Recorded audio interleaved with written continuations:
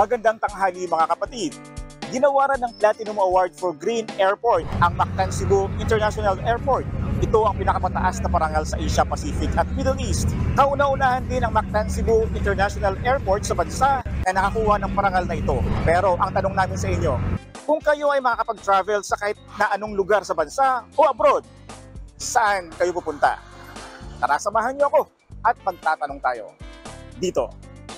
Ilocos pag sa Pilipinas, pag sa ibang bansa, mga sa Singapore. Sa Ilocos kasi parang ang daming galaan eh. Mahilig ako sa mga hanggang sa Singapore.